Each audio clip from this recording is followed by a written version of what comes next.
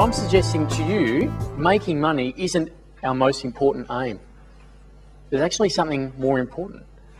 And the more important thing than actually making money is preserving the money that you have. Protecting the money that you have is actually more important. I brought along someone to help me prove this point today. Paul Tudor Jones is quoted up there. Paul Tudor Jones is one of those traders interviewed in the original Market Wizards book by Jack Schwager back in '89. Tudor Jones became famous for perhaps one of the very few fund managers to have achieved a triple-digit return 5 years in a row. 5 years in a row, triple-digit return. In the mid-'80s, he had one of his funds that over a 4-year period, if you had invested $1,000, 4 years later that was worth $17,500. So this sort of, this person has obviously achieved some outstanding success in the markets. Yet despite those levels of success, his advice is so simple. He says, don't focus on making money, focus on protecting what you have. Of course making money is important, but protecting the money that you have is actually more important.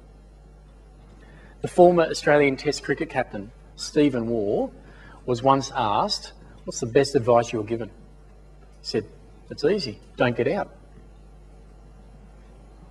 So Steve Waugh could come up and say, I can relate to this. Don't focus on making runs, focus on protecting your wicket.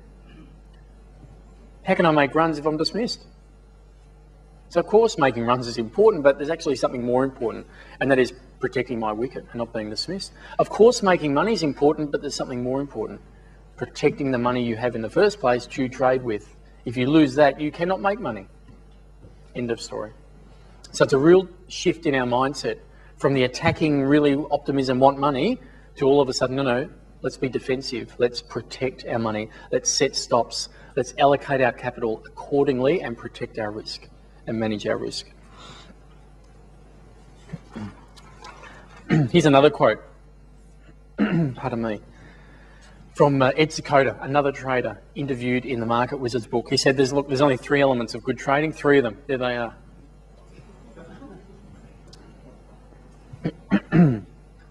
Over a 16-year period, back in starting in early 70s through to late 80s, 16-year period, one of his funds achieved a return of in excess of 250,000%.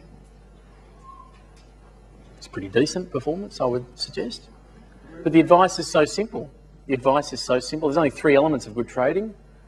Cutting losses by 3. That's it. I've got one more quote for you. Learn to take losses. The most important thing in making money, which is what we want to do, the most important thing in making money is not letting your losses get out of hand. This Marty Schwartz character might just be one of the best traders you're ever going to hear about. Just some of the performance I've read, again, a Market Wizards interviewee. Some of the performance in that book is just incredible what this person was able to achieve.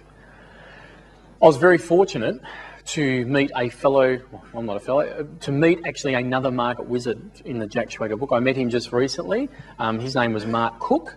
Just so happens to be, would you believe, very, very good friends with Marty Schwartz. And he said, Marty Schwartz is the best loser you are ever going to meet. Now think about that for a moment. You're a new trader, you come to me and say, what's your advice, Stuart? What do you think I really should think about? I want you to be the best loser you can be. Well, if you don't punch me, right, you'll certainly turn away and move on. Okay, I want you to be the best loser. Because I believe in trading, it's the best losers that ultimately become the long-term winners.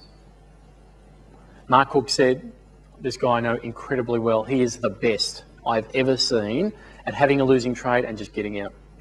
Without hesitation, not just a hint of hesitation, just out. He's the best he's ever seen. And some of the performance in the Market Wizards book is just incredible. His advice is so simple. Learn to take losses. Most important thing in making money is not letting them get out of hand. Has anyone here had, perhaps might be a few of you, anyone here had a trade that's really got out of hand so far as a loss is concerned? Every hand should be up.